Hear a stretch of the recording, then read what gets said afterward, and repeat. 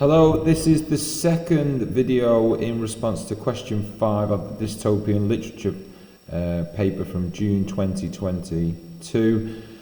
We just read a 30 out of 30 based on Joanna Kavanaugh's The Birth of Love, using our SCSI prompt sheet and the assessment objectives detailed above, AO1, AO2 and AO3. So this is a second response.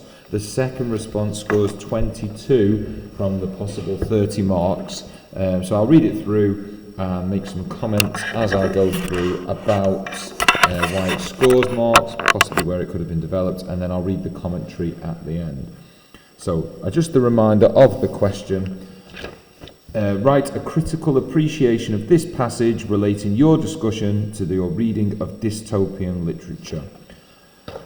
The totalitarian, yet medical dystopia, The Birth of Love, seemingly depicts an oppressive and dictatorial regime who manifests absolute control over its civilians. Elements of dystopia are ever present within the novel, ranging from surveillance and a loss of individuality to collective versus individual identity. So a strong first paragraph that sets out again that hypothesis where the student is clearly saying that they are a well-read individual at A level in regards to dystopia. They've identified the type of dystopia. Maybe it could have been a bit clearer, the totalitarian yet medical dystopia, but then it starts to mention some of the tropes without necessarily using the word trope. Again, possibly why we're in the 22s rather than higher up.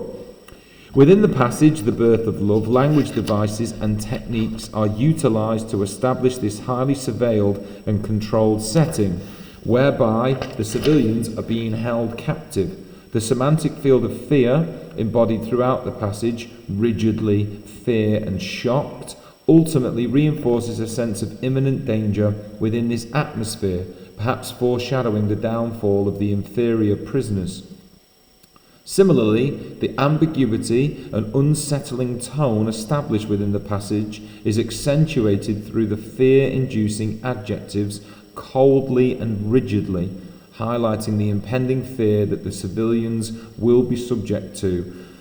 The fact that the prisoners were pushed into the room portrays how even though the readers aren't given an insight into the context of this room, it becomes apparent that something dire is about to occur. This links to Orwell's 1984, wherein both Winston and Julia, who also became prisoners of the regime, were punished within Room 101 and stripped of all freedom and autonomy, emphasising how totalitarian regimes within dystopias exercise their absolute control by denying human rights, their individuality, and eradicating independent thought.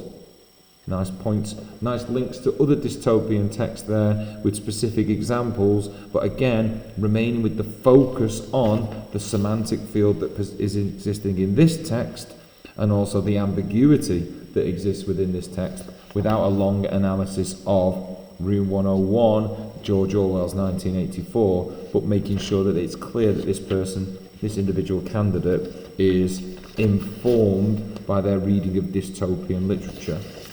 Continuing on.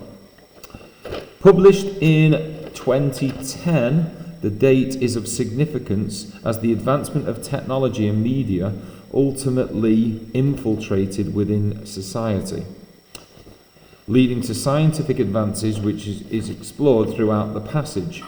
The use of structure and dramatic devices are also deployed within the passage to establish characterization and the ways in which the characters respond to the absolute power and control of the dictatorial regime.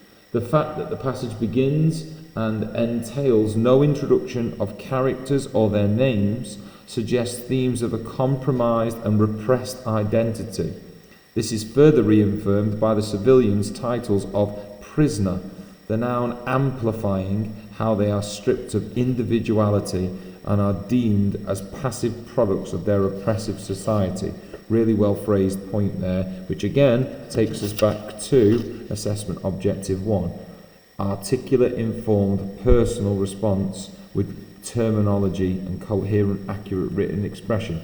Obviously up in this good section and they're beginning to analyse the ways in which meanings are shaped in the literary text.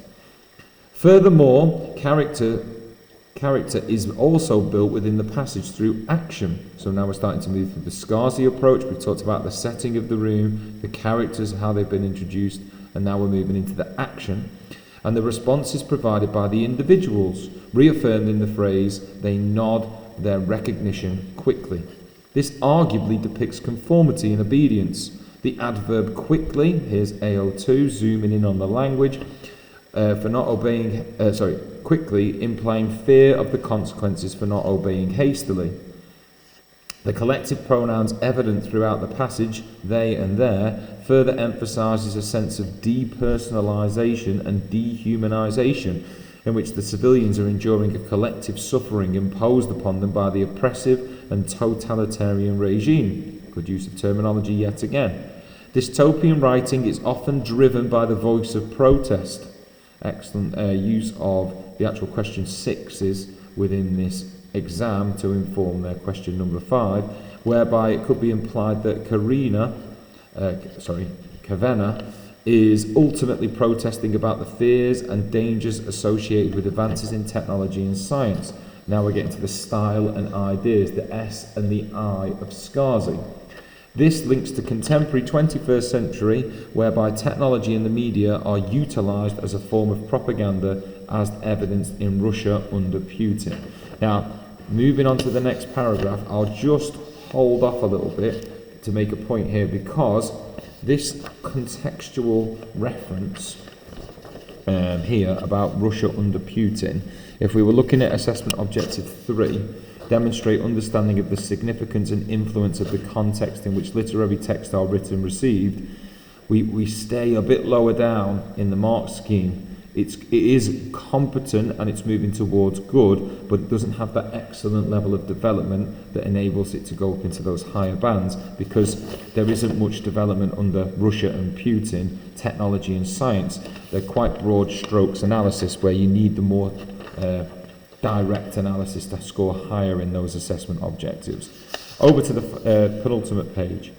Themes and elements of dystopia are also embodied within the passage, The Birth of Love, such as an oppressive state and lack of individuality and collective versus individual identity.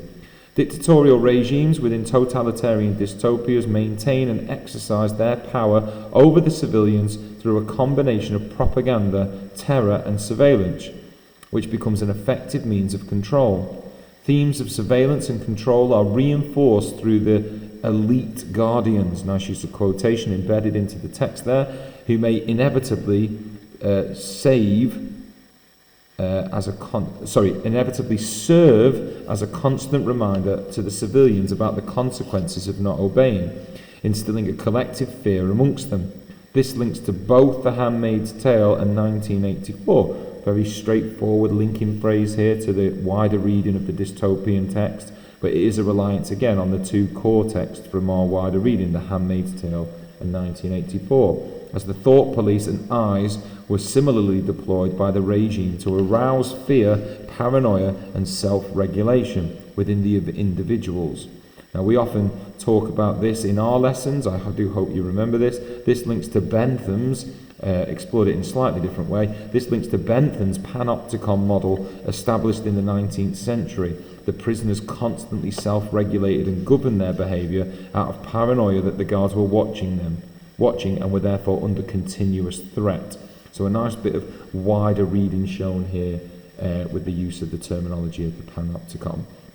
Now we move into the concluding part. Overall, Kavenna's intentions may have been to warn the reader.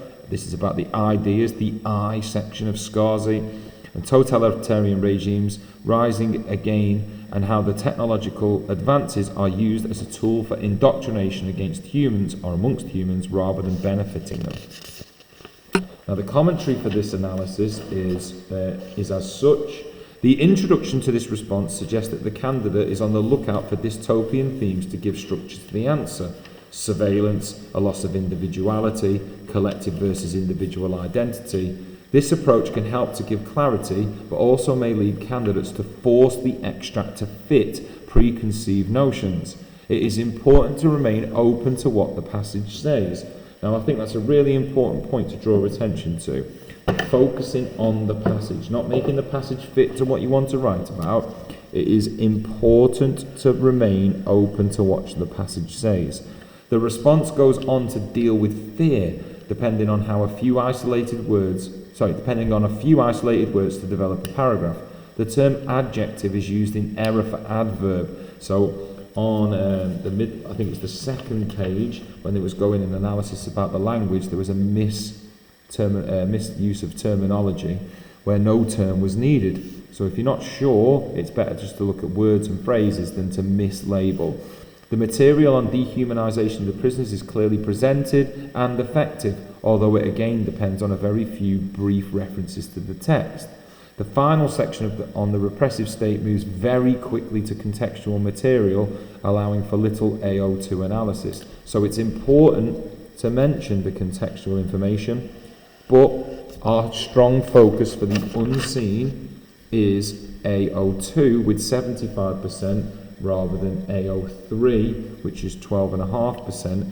When it comes to the comparative, just as a little bit of a preview to the other videos, our AO3 is 50%, so there's a lot more contextual analysis required. The response shows good understanding of the text and context, but AOT needs more detail to achieve a high level 5. So the zooming in on the language, the analysis of the language, is what possibly makes this limited up into this good and good and good, rather than going into the excellent, and the excellent. Now, I know that goes hand in hand with the other video. I hope you can access these and look at them together, as well as looking at the exam paper itself. Thank you.